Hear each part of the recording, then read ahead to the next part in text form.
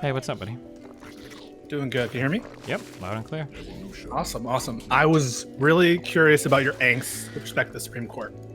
Yeah, it just seems like incredibly politically impossible right now in terms of like I don't think there's the popular support for something that drastic.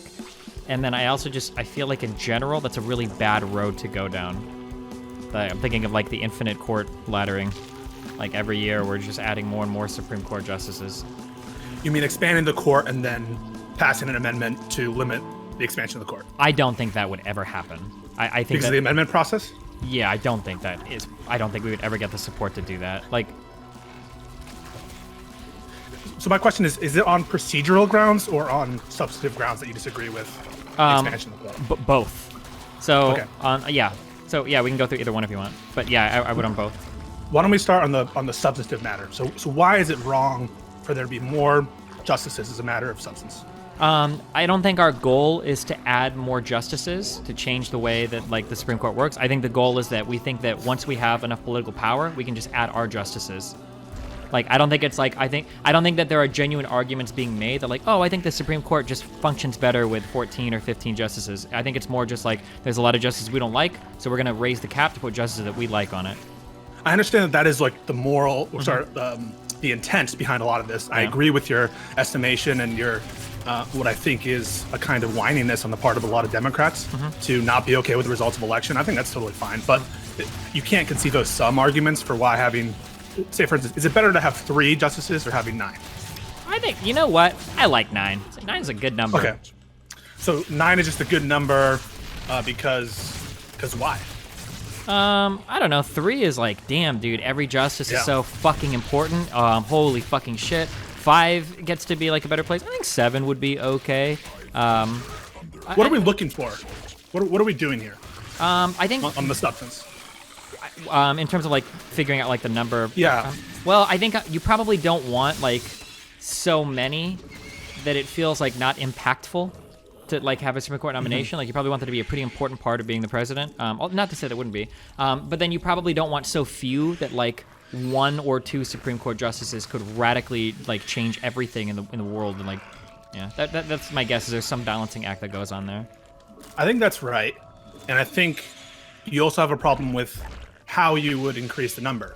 So I think you would have a problem if it was obviously partisan influenced and all of the justices, maybe you have you can have an agreement, say 15 is okay, but you start adding them in a period of like 20 years or something. That would be something you're more in favor of. Yes. Oh yeah, wait. Yeah, I was gonna give this a suggestion, yeah. So like, let's say somebody's like, I think we should have 20 Supreme Court justices. So I wanted like every 16 years or whatever that one thing was, we add like one new one. Oh, yeah, okay, sure, I guess. So now I guess I'm more interested as a sort of procedural sort of side matter. Why do you think that any kind of amendment with respect to term limits, because it seemed like one of your big problems with people who are suggesting having amendments to cap the number of Supreme Court justices is it's pie in the sky. It's not going to happen. You're not going to get, first of all, Congress to agree, and you're not going to get 3/4 of the state legislatures to agree. And it's super authoritarian. But why is it authoritarian? The idea that like you want to radically redefine an institution once you've secured some power so that you don't lose that power is, in my feel, like one of the most authoritarian things you can do. That an authoritarian leader essentially tries to get power and then he tries to enshrine his power in law. And that's what it feels like a lot of people want to do with the Supreme Court. But I heard you say something which I thought was right, which is Supreme Court is limited in what it can do. You know, it has to listen to cases or controversies. The Congress, if it doesn't like some substantive precedent that it has, Congress can either propose an amendment or can actually just change legislation. If it's a statutory ground of disagreement, they can change laws. So aren't your sort of worries about the authoritarianism of the court limited in scope if Congress is able to ameliorate some of those concerns? Theoretically, it could be. Realistically, obviously amendments are very difficult. Yeah. This is one of the. It's kind of weird because I would have to concede to you that we both have the ability to get an amendment to stack the courts, but then we also wouldn't have enough popular support to get an amendment. Well, I guess if we had that, we wouldn't have the popular support to do things against the courts. Fuck, that was really messy. Do you understand what I mean? Can you say one more time? If you have the political will to amend the Constitution to pack the courts in favor of the left, you're probably never ever going to be able to pass legislation that would require a constitutional amendment in favor of the right. Right. Yeah. So then your fears are kind of subsided because to the extent that there are sort of things you're worried about centralization of power within one party, those have already happened, correct? They would have to get to that point. Yeah, I think. Yeah. Right. So I'm not sure. So I disagree that we should embark on a quest as a partisan matter to increase the strength of one party's sort of preferred interpretation of Supreme Court precedent over another's. I agree with you there, but I don't know why you're not more concerned about the breakage of norms from the conservatives and the Republicans. Hold on. Because I see people do this all the time where like they only complain about the Democrats. No, I complain about the people on the right doing it all the time. For me, I think we even did some in our conversation. Like the weird shit right now, the relationship between like the DOJ and the president is incredibly fucking strange.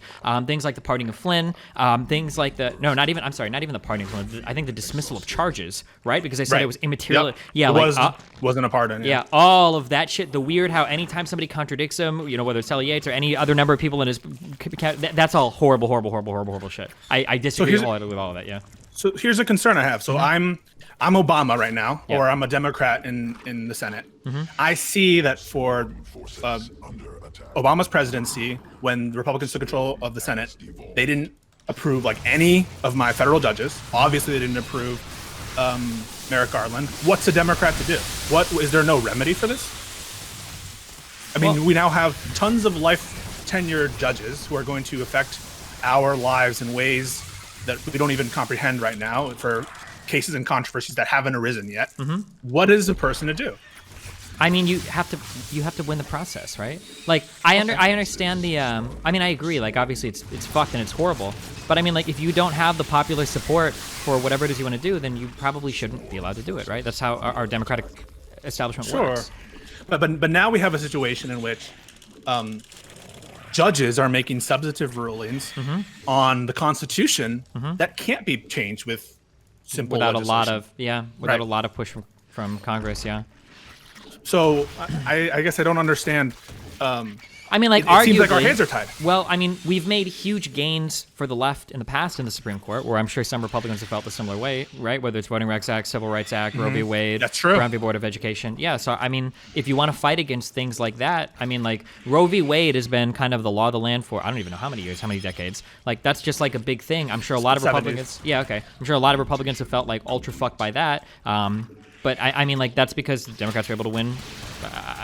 I guess enough. I don't know if it was actually a liberal court at the time when Roe v. Wade was passed, but I mean, like, that's part of what goes into elections. That's why elections matter, right? I just like I don't think you can just cancel an election because you don't like how the results turned out. Like, it just seems like a really dangerous precedent to set. Which, to be fair, and I agree with you, it's already a road that we are kind of sort of headed down when we talk about like how the Senate is functioning with McConnell and not hearing people. So you would be in agreement. So imagine the Democrats take control of the Senate. Now we have a situation where Democrats do have sort of political control over appointees, and say in the small odds that Trump wins the presidency but loses the Senate. In that case, you would all norms to the wind, right? Democrats have just as much of a right, and you would be in favor of any kind of breaking of norms. If you're talking about, well, it wouldn't be a breaking of norms; they're the new norms. But yeah, no, I know what you mean. Yeah, I would think at that case, like for instance, if the Democrats controlled the Senate right now, I don't think there's any fucking way you're ever giving Amy a hearing. Never. You would block it indefinitely, of course. Yeah, especially this close. Yeah, 100%. That's the easiest. That would be the easiest block in the world. Yeah. So what are your? Is this wrong? How do we change? So I have a problem with this even style of thinking. That the court is this partisan tool to be used and leveraged by the parties. Is that just a function of deeper partisan conflicts? We can't change with the courts? Kind of. So let me clarify this. We probably agree, just to make sure we're on the same page. The courts are necessarily going to be political, of course, but the process shouldn't be political, right? Yeah. So did you have any problem with the Kavanaugh hearings? In regards to... The Democrats sort of... If you take the Republicans' accusations at face value, that the Democrats were finding any way, even through subterfuge and nefarious methods to try to bring him down.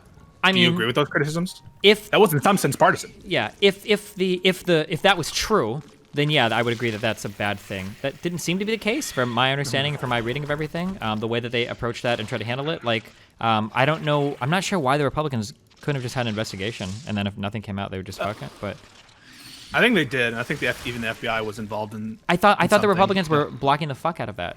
Or actually, it might have been something more recent that they blocked.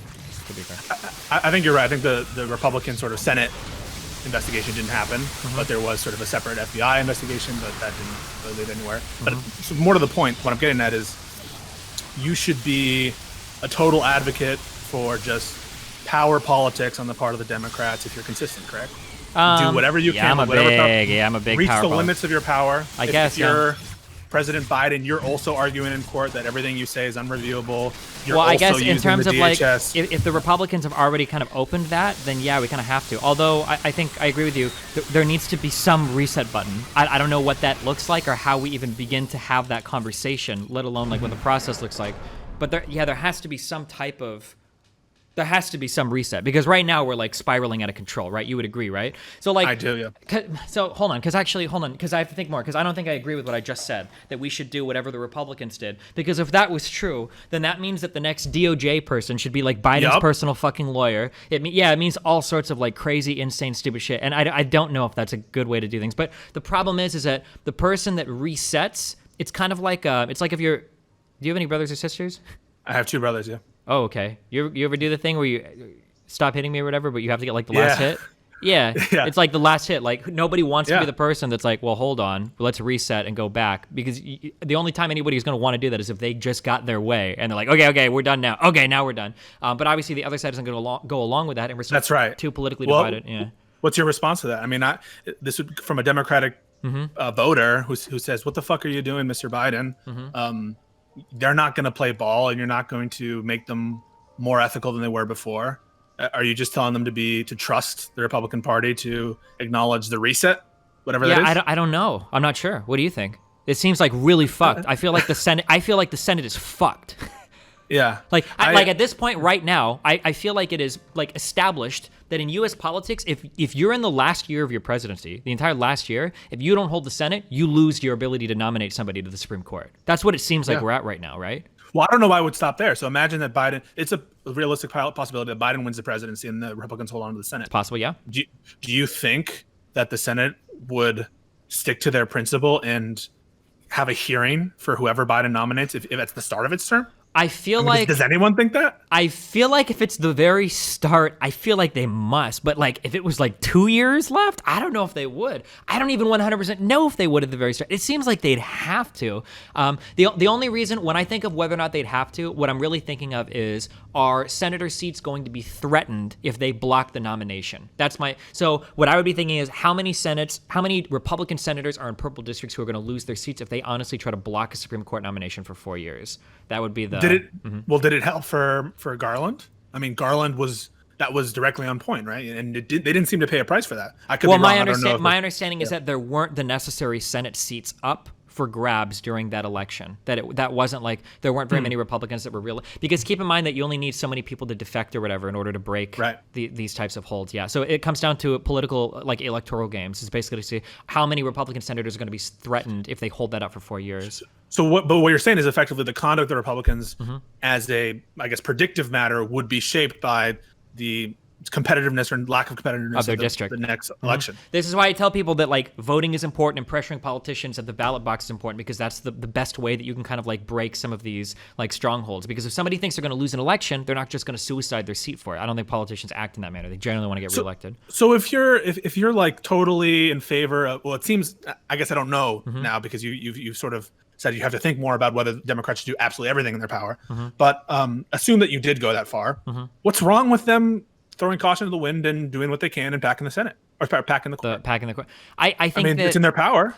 Yeah, I think that if ending cloture and doing the nuclear option in the Senate is like a rank like 6 out of 10 fuck up of democracy, then this would be like an 11 out of 10. I think you would be fundamentally destroying the institution of the Supreme Court.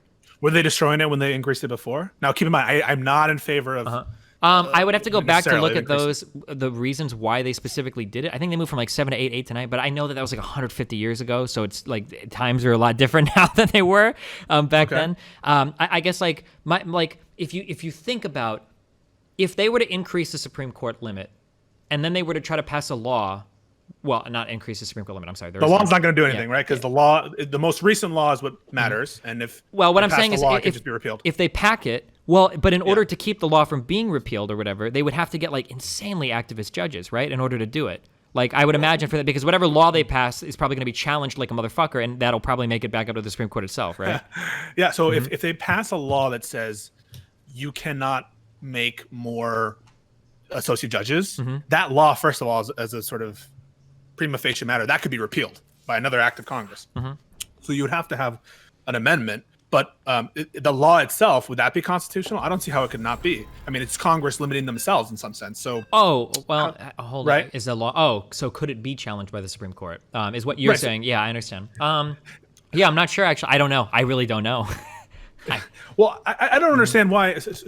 I've heard you be very angry about other, I think, leftists pie in the sky sort of ideas. I don't know that this is one of those, because it feels the idea of changing the number of justices on the Supreme Court is just, I feel like it's such a radically out there. I feel like it is. I feel like that's unbelievable. But for me, it's radically out there because I think it's a bad political strategy, and I don't think the political will is there. And then to do that and pass a law through Congress, making it, this is like the ultimate like fucking shitty loophole in a system to like fuck over everybody. But that law would be unoperational, because if you pass a law that says Congress cannot pass laws to increase the number of justices, you could just pass a law. Well, you would pass the law. Taking that, you would pass the law not to limit Congress, but you'd pass the law to limit the president, right? That's the goal. So then, in order to overturn that law, you would need a majority in Congress again to do it. To repeal it, right? So you pass a.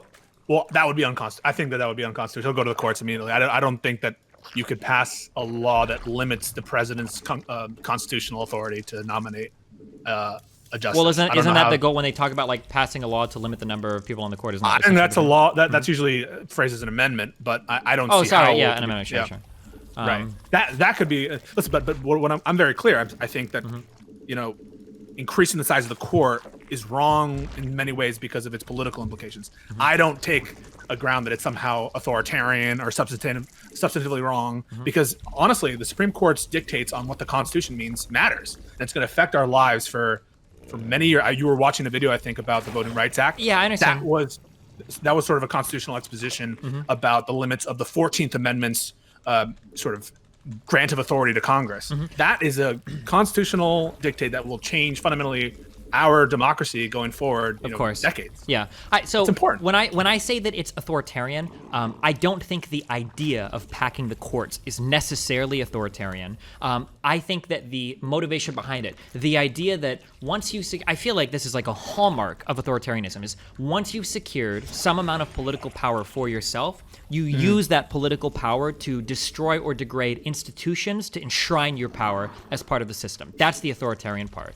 Yeah. So, like when you look at people like Maduro or even Evo Morales in Bolivia, the way that he like tried to revoke or repeal like the term limits or whatever once he was in charge, or when you see Maduro kind of like or Putin, somebody that will change and bend the laws. Putin literally picked like a puppet president to serve, so that he could get around his like you can't serve so many years consecutively, and then came back and then served immediately after. Like I think that these are like hallmarks of like authoritarianism, is when you're just. You don't really care about packing the courts or whatever. You don't even care about packing the courts. What you really want to do is you just want to enshrine your current political power permanently, institutionally. That's what I'm opposed to. That's a great story, and I think there's a lot of truth to it. Let me tell you like a better story, a better framing of it. Go for it. For years, the Republican Congress has gleefully rejected the appointments of the President of the United States, Obama. They have relished in cementing their power in an authoritarian manner against the dictates of majoritarianism. Now, I understand that, that there are limits to majoritarianism. We shouldn't always enshrine majoritarianism, but in some sense, the Senate is baked in anti-democratic because it favors smaller states over larger states. And I don't know why I feel anti-democratic, but okay. Well, I don't mean that as a necessarily bad thing. There are a lot of things that are anti-democratic. Sure, I guess it depends on who you, because in some ways people would argue that like population vote is anti-democratic. It just depends on whose sovereignty you're considering, in individual citizens or states, right? Because voting by like the number of citizens is anti-democratic in terms of how states are concerned. But Yeah.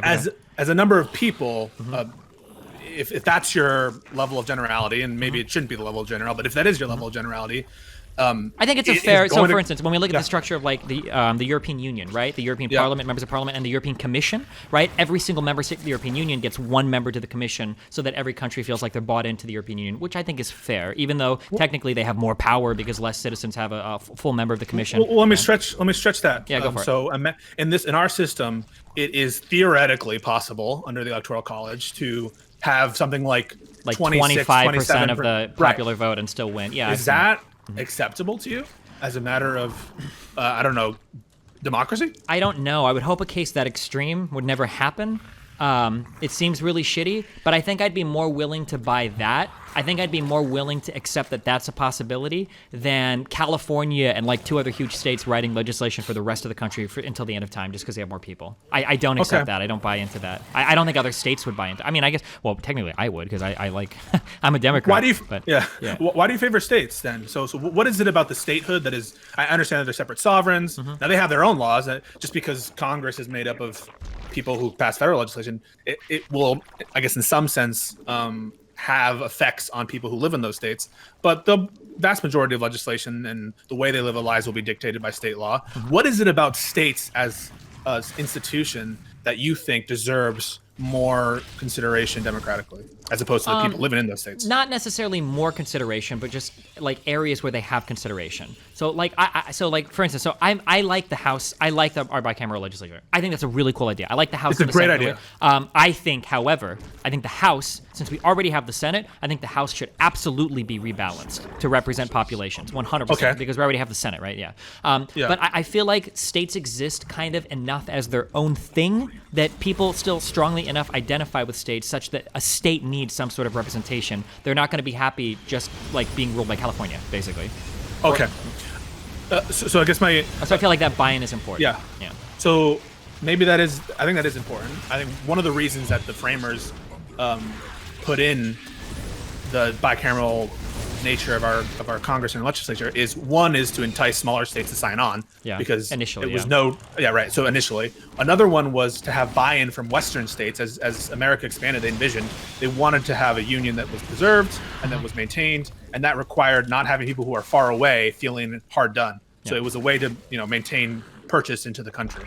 So maybe those incentives aren't there anymore. Maybe they are. I don't know. Maybe you're right that people identify with their states and want a kind of state representation in the halls of Congress separate and apart from their personal representation. But just as a matter of sort of telling the story, I think that a plausible case can be made from Democrats, people on the left, saying what they're doing is authoritarianism. They are going against the will of the majority of the people. Forget about your states. Okay, I don't care about your states. Assume someone were to say something like that. Yeah. They were been totally callous in breaking norms, in breaking their own word. Hallmarks of authoritarianism, right? What's good for me is not good for thee. And it's the same story. So what would you do to fight that narrative? What would you do if you were confronted with someone who said, no, it's authoritarianism, but it's authoritarianism from the right? I mean, like, you have your state legislative body. Like, there are things that you can do in your state. I guess, I like the only areas that I would disagree on this is I think that there are some things that ought to be universally afforded in the United States. They come literally from the federal government, and if you disagree, then fuck you. So things like civil rights. Wait, but that's true though. So yeah, you're right that state constitutions and state laws and frameworks have enormous power. There are state sort of private discrimination laws that are more expansive than Title VII of the Civil Rights Act. There are state constitutional provisions that protect not just your freedom of speech, but more than that, right? That's true. But there are also a lot of state standards that map onto federal standards. Yeah. There's a lot of states that don't have those protections. And so the federal standard really does matter. And oftentimes rights of actions are limited by whether they're state cause of action or federal cause of action. And that will limit how much money you could recover, or whether or not there's some sort of remedy. So that matters, right? And you saying, well, there's all these things you can do about state laws doesn't help someone in Alabama who might now be forced to go to the one abortion center in their state. So like abortion is something that, this is a cheat for me, obviously, because I'm getting this from the Supreme Court, but like abortion would be one of those things that I would consider this is like a constitutional right, like to your bodily autonomy and everything, right? That you shouldn't be able to make a law infringing on this. But who defines that is federal the Supreme Court, yeah. Supreme Court, right? Yeah. Yeah, I mean, it's not clean. Like, we can both think out like a number of cases where it sucks, and I agree. But I think when you're in this type of negotiation of sovereign bodies versus the people in those bodies, when the citizens are unequal in distribution, that something is always going to have to give somewhere. Because I agree, I'm going to agree in all of the cases you bring up that, yeah, that sucks. It sucks that a guy in Wyoming's vote federally is kind of worth 8 times or 8.1 times as much as somebody in California's, right? That sucks in terms of the Senate. I agree that that's shitty, but I also feel like people ignore the fact, and I know that the internet is like dominated by conversation for like people from the coast and everything, but people would ignore the fact that there's like going to be 20 or so states who just become completely and totally irrelevant on every level if they just have no say in the system. Because a lot of leftists are literally talking about like abolishing the Senate, abolishing the Electoral College, raising the caps on the House of Representatives, and it's like, okay, well, you're gonna have like 20 states that are just not gonna feel American. Like, imagine how strange you are in Alabama or across the country, Georgia, Louisiana, and like California is telling you, well, you have to have like, what did California try to pass recently? Like, you have to have an equal number of male and female people on like a board of, I don't know. Yeah, like shareholders and company. Like, holy shit, like and what do you do if you're in those states? You have no recourse. You are fucked. You can't do a state law. You can't do anything. You have because you don't have the numbers. No one's gonna fucking campaign to your population 250 state when there are like 50 million plus. Like, you're fucked. You know? So I guess I agree that those are genuine concerns. But if I were to push it and I say, okay, imagine that Wyoming actually had 10 people in that state. And there are only 2 states, Wyoming and Greater California. And now Greater California is 99% of the population, and there's 10 people in Wyoming. Should they still have the same representation? I mean, if I stretch the limits of your principle, So even if we were to break? So if we were to stretch it, it will break, but it won't break on the principle. It would be like, well, it's time to invade or annex you. Like, it would come down to that, which I'm not necessarily opposed to in some cases. In countries it gets weird, but I know like cities annex each other. I know that my city annexed somebody a long time ago, and there was a lot of shit about that. But like, I mean, like if the representation was legitimately like that far off, then it doesn't make sense to enter into some sort of equal partnering body with a thing like that, right? Like, why would you do that? But if these are like discrete, quasi-autonomous nations, which states in the U.S. kind of are. I think that states in the U.S., people get mad at me. I think states in the U.S. are comparable to like European countries in a way. I feel like you have to give them some kind of buy-in. That's just what it feels to me that way. To be clear, what Destiny's saying is absolutely correct with respect to sovereignty. So states are assumed to have all power. Except for the only expressed. Right. Precisely. So federal government of limited powers, you have to find some explicit provision in the Constitution that allows the federal government to act that way. But the states are assumed to have complete police power. It's sort of a term of art, not meaning police is in that. But so that's true. But I guess I don't understand why you seem to be upset that the Republicans are burning down all the bridges and doing everything they can to stay in power, using their power politics. And you also seem to be upset about the Democrats doing that. So, I'm upset. I'm upset at I'm upset. Well, there's 2 different types of mad. I'm mad when the Republicans do it because they're usually doing things that I don't like. So obviously that's going to make me upset. But I'm also mad because I think that the process needs to be respected. Because without the process, I feel like you have nothing. Is like my problem. So for instance, like. And I think that when you start breaking the process, I think things start to fly apart at the seams in ways that aren't always going to be good for you. I think a really good example of this is under Obama, we weren't able to come together and get any type of immigration reform. We couldn't do it. So what did we get? We got DACA. Well, where did DACA get us?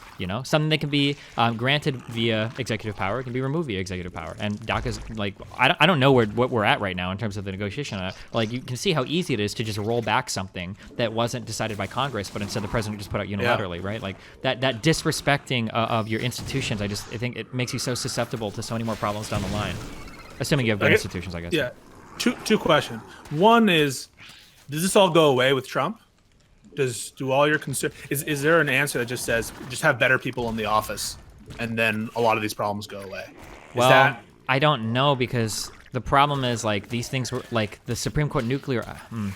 I'm trying to be fair here. Technically, the nuclear option has been the evolution of long-standing fights between people in the Senate and the executive, because I know this happened under Bush and Obama with people fighting over whether or not their justices were or their federal court appointments were getting heard or not. But I mean, so it was broken before Trump, and now that they've been broken, I don't know how you go back. I don't know what that looks like or if that's even possible. What do you? I'm Okay. curious because I'm defending points. Yeah. I'm curious. What is your solution to stuff like the Supreme Court shit? Like, how does that? I don't know. How do you ever fix that? I think it's extremely hard, but I think a lot of the problems are based on the fact that we have this preference for states over people, and so I disagree. I think as a substantive matter, it's better that our country sort of be based on people's votes as opposed to states. I think state sovereignty should be lessened in importance in our national government. But that is sort of a substantive position that I have that people can disagree on. But don't you think we live in a better world if California is running the show and if New York are running the show? Isn't that a better world? I mean, I kind of feel that way now, but what if political opinion shifts in these states and I don't agree with it anymore? Now I've like authoritatively fucked myself. Like, Oh, I guess so, but at least then so which minority do you feel more comfortable with running the country? I mean, I like the just in a little We're bit of essentially reading, being run by a minority right now. kind of, yeah. I really like the idea of hold on. Yeah. Widow minds, huh?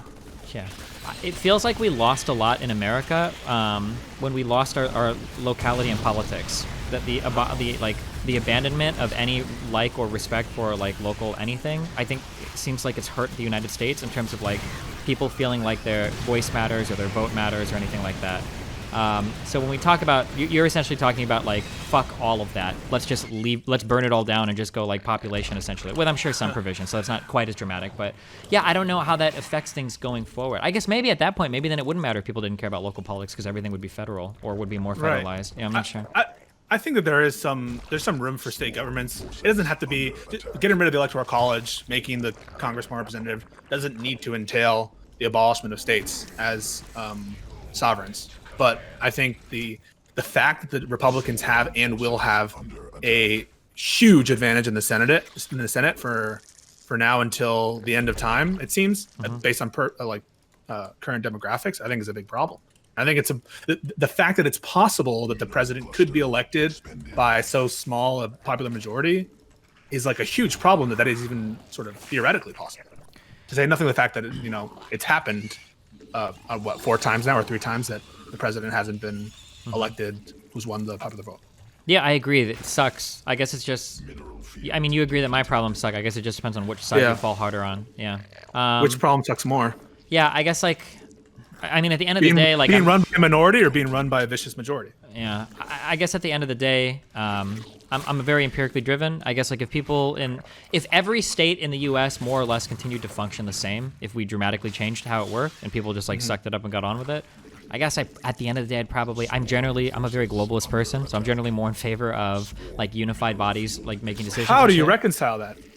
So you're globalist and you agree with more unitary government, but I'm globalist, but it has to be. But like okay, shit. Sorry, I'm starting to mix like my philosophical position, and my political realistic. Yeah, politically realistically, massive like ultimate globalism doesn't work. Like I'm full on in favor. Fucking make a European Union army and fucking make like a single legislative body for the EU. Like I'm all in favor of that. But politically, like people don't buy into that. Like look, even the UK, it was granted so much in the European Union.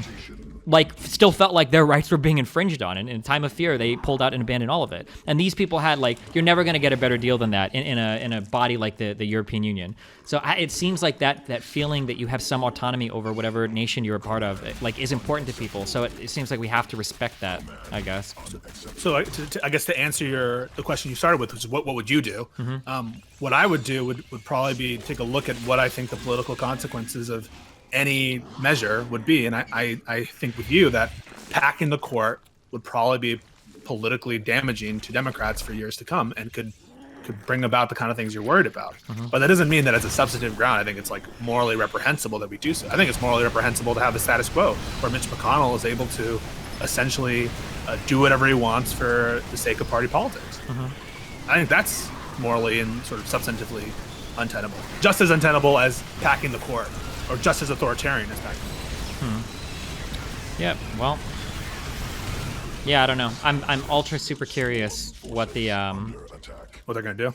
I don't know. Yeah, I'm really curious what the Senate is going to go back to. The problem is that like I don't know if there's ever going to be an electoral punishment for things that happen in the Senate, because if I had to guess, I would guess that probably less than 3% of Americans have any idea what the nuclear option is or could even begin to explain it.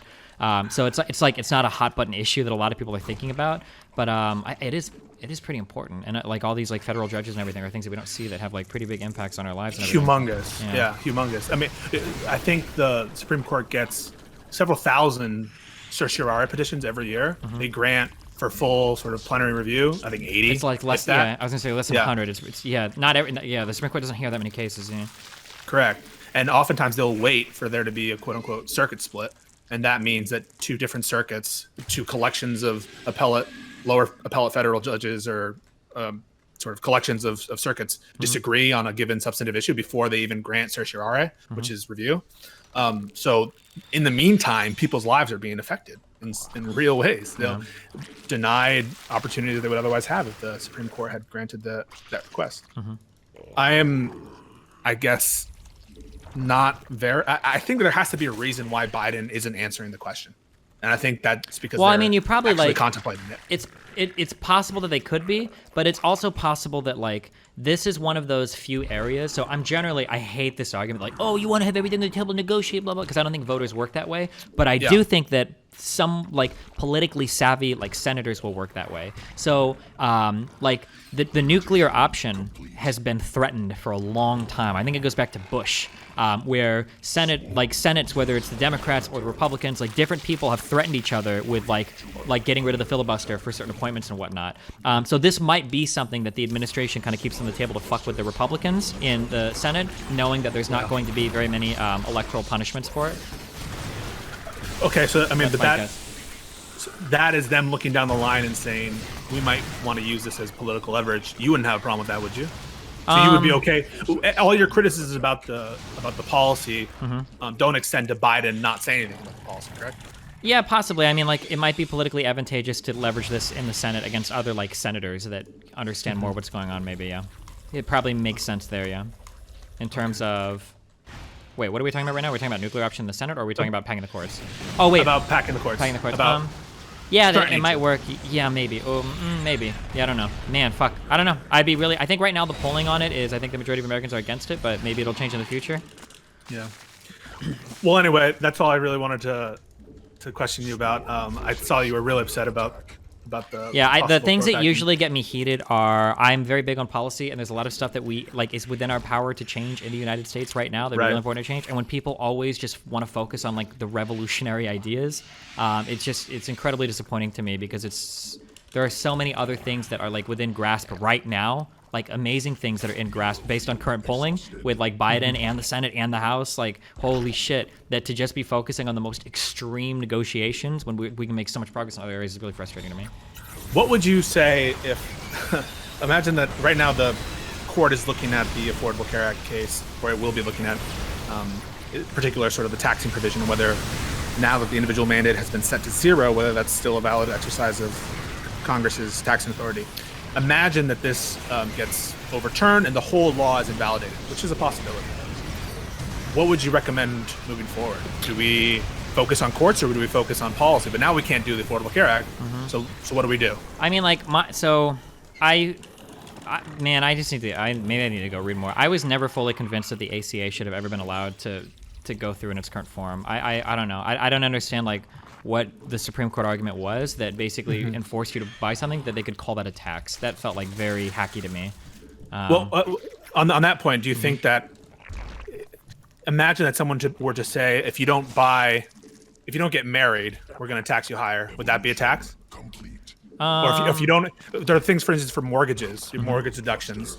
There are deductions for all kinds of stuff, which could be construed as a tax, couldn't they?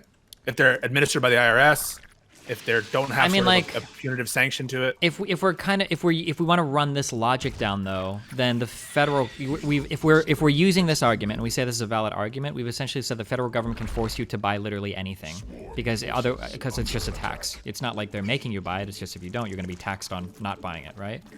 Well, that's the same is true for housing, right? If you don't buy a house, you can't take advantage of the benefits under the taxing laws of the United States, and in some sense, they're forcing you to buy a house in the same way that they're forcing you to buy healthcare. Don't you think there's some difference there though?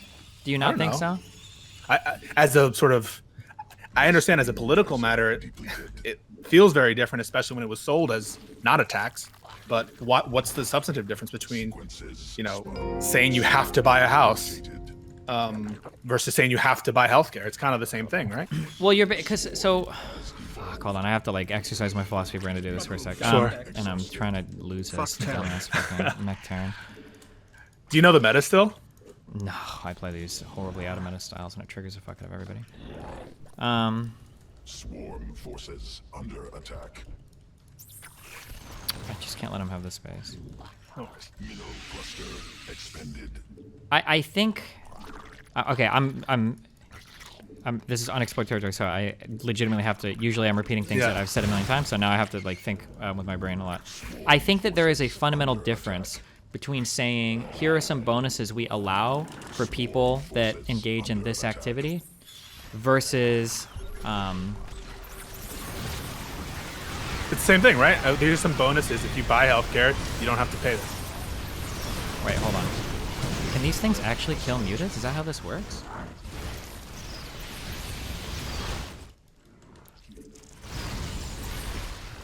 Mineral field. Swarm forces. I don't know what this red shit is. I don't know what that's doing to me right now. Aren't those the cyclones? They're like blocking in. I don't know. No, I think it's the Raven got a new ability. Swarm forces. Okay, or I guess I'll give you part of this idea now, so you can think of a counter. My thing is what I'm gonna say is essentially that there's a difference between like saying like if you take advantage of this thing that you can get some kind of like benefit, but if you as opposed to saying like you have to do this thing or there's gonna be a penalty. Like maybe like in practice these things might look similar, but I feel like there is a difference between these two things. So I think there is the difference between a penalty and a tax, but the sort of the differences are these. Usually a penalty has some kind of intent requirement to it. So I intended to break a law and I did, and therefore we're going to penalize you for it. That's called a scienter requirement. Also, oftentimes penalties aren't administered by the IRS. They're administered by other agencies. This is administered just as a deduction on a mortgage would be, or any other sort of charitable deduction. In some sense, you could say that.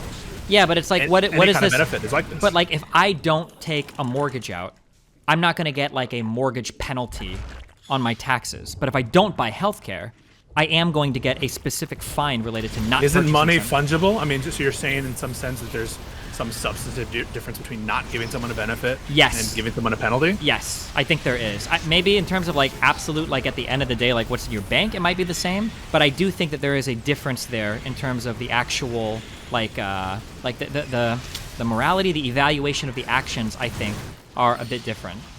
Okay. So you would be okay with a law that said we're gonna give a tax credit to everyone who buys healthcare, but you would be against something that said we're going to give a tax penalty to everyone who doesn't buy healthcare. Yes. Wait. I think what you just said, I agree with. If something like that, I think I would agree with that. Okay. That seems a bit pedantic, right? I guess it matters maybe in your mind as a constitutional analysis, but it seems like you're doing the same thing. And I think that if you phrase the mortgage deduction a little differently, it could be construed very similarly as the Affordable Care Act individual mandate. I feel like it's this is we're getting into like this weird like consequentialism because I see where you're coming from. I understand 100%.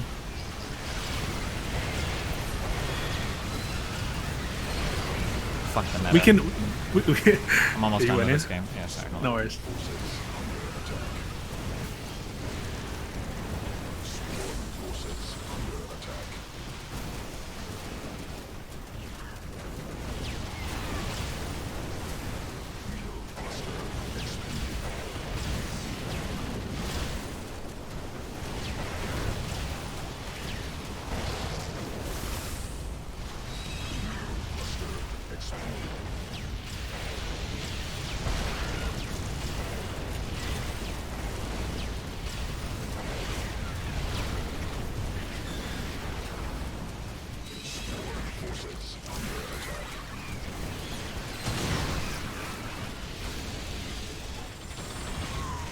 There's no way this guy still has money. This guy's got to be done.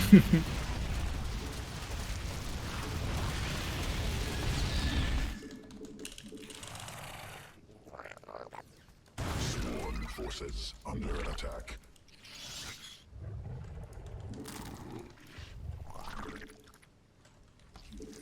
Sworn forces under attack.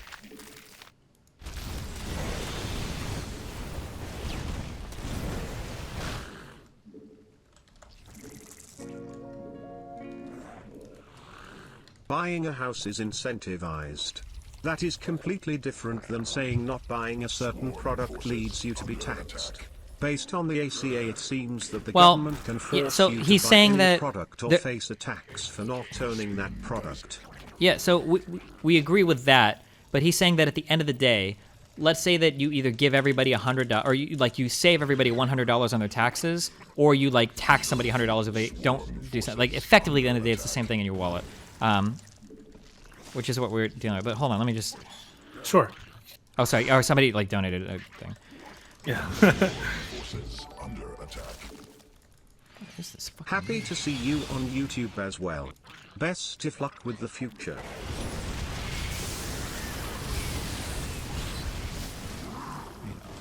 This guy still has so much shit on the ground. Exhausted.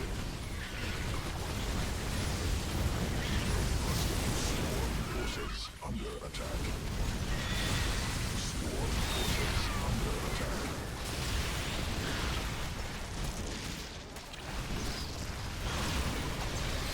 How can he still be making shit? This has to be the end.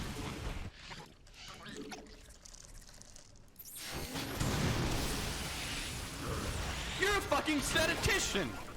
Hey Destiny, not complaining, just curious why the sudden interest back in SC2. Was there some update that made it more interesting again? I don't know. I did like a little friendly Olympics thing with my community, and I watched people play, and it made me want to play again, I guess.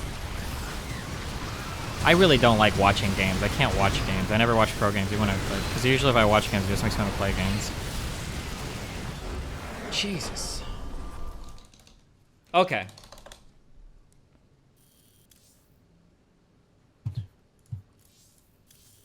It's fucking 16 points. What a fucking fight. Okay, so let's say that we have two things in the United States. One thing, if you buy a house, you get a $100 credit to your taxes for buying a house, okay? Mm-hmm. But if you don't buy a house, or no, I'm sorry, and that's it. That's policy one. Or we could do policy two. If you don't buy a house, then you lose $100 on your taxes. I think that there's a fundamental difference between these two types of things. But you don't? You disagree? I think it's. I think there's a difference between like missing out on earning $100 versus having somebody actually ding you $100. I think that's a different, yeah. If there's a difference, there's only a difference, you agree, in terms of, I guess, the legal analysis, or in terms of some sort of interpretation of language, correct? As of sort of substantive matter, there's no difference, right? Well, me failing to do something in some sense is the same as doing something, right? Fuck. There's a huge. I feel like I come back to this. There's a huge thing in philosophy. The difference between wait, what was your undergrad in? Economics. Okay. Have you ever heard of the people that argue between doing versus allowing harm?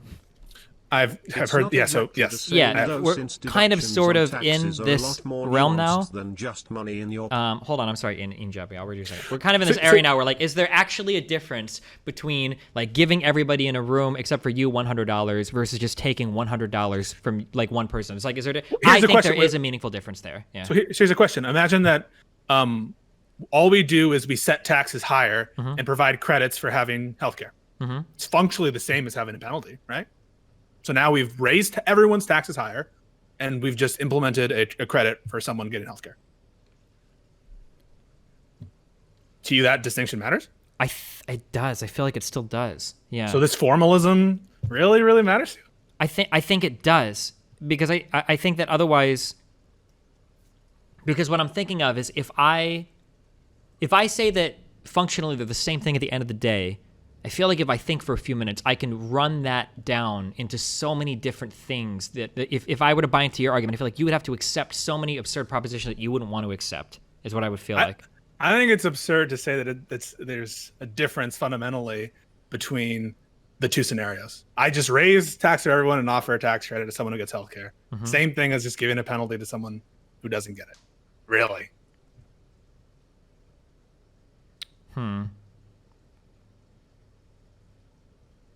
It actually gets the same amount of money, right? No, if we were going by a strict act utilitarian, strict consequentialist framework, then yeah, they would be the same thing. But I think that fundamentally, I feel like the actions are two different things. That if you want to raise taxes, like generally this is a lot of unexplored territory. So generally, when it comes to taxation, okay, my understanding is that taxes are supposed to be there to raise money for the general fund so that we can provide for the common welfare of our people. That's true, right? So that is clearly a constitutional requirement, is that a tax must raise revenue of some kind. Yes. So taxes are not, my understanding, is that a tax isn't supposed to be there to punish somebody or to penalize somebody for something. What about a excise tax on alcohol? Or other sin taxes. Yep. It's still there to raise revenue, but it does seem like a targeted tax. I mean, it's not for raising revenue. It's literally to discourage the consumption of certain products.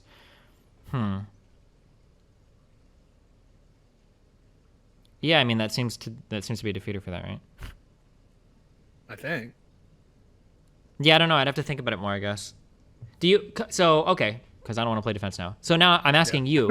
It seems like, what do you do then if somebody wants to literally, that people can mandate that you do anything that you want if you run your argument down, right? So let's say, for instance, let's say that I do this. You need to pay for one person's abortion, or you're going to be fined $500 a year. You have to buy abortions for people. That would obviously, people would lose their minds. I think rightfully, even I would be like, okay, well, this is fucked, okay? But then let's say the government says, hey, we're going to raise a little bit more money, and as part of the money that we raise, that's going to go to organizations like Planned Parenthood. I know that normally those funds don't pay for abortion. We'll say in this case they do, right? Yeah. I feel like that those two things, I think, are different things. But you're saying that, well, essentially it's the exact same thing. We could mandate, under what you're saying, we could literally say, you have to go and pay for somebody's $500 abortion, otherwise you're going to get fined. Like in your world, I feel like you would have to accept that. Here are my requirements. One is, if it's a really heavy burden, that stops getting into sort of the view of this is a tax, and it's looking more like a penalty for some infraction. So one factor that it's like a sort of a balancing test. You look, is there a really, really heavy burden? Is this a penalty in the guise of a tax? So that's number one. Number two is there some kind of scienter requirement?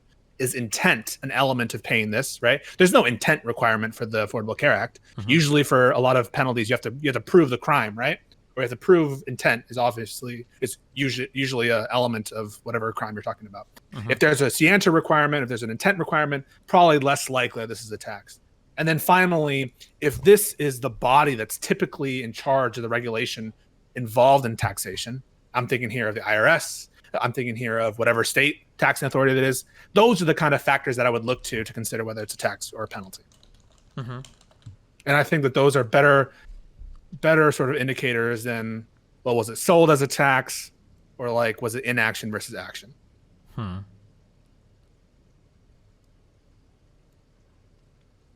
Yeah. So for chat, yeah, this is Robert's opinion in Sebelius, essentially. And I agree with him. Was this a 5-4 split? How did the Supreme Court rule? It was. Yeah, it was 5-4. A 5-4 in both cases. 5-4 on. It's kind of weird because it was a concurring opinion by others, but he had the narrowest ground. So it's kind of weird. But he ruled 5-4 that it was not an exercise of interstate commerce clause. The argument there is you're not regulating interstate commerce, you're creating it. Yeah. So that was that.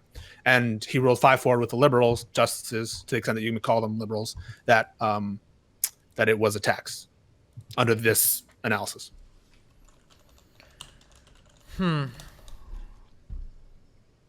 So then in your case, so if I were to give that abortion argument, and I would say there's a $100 tax to every person.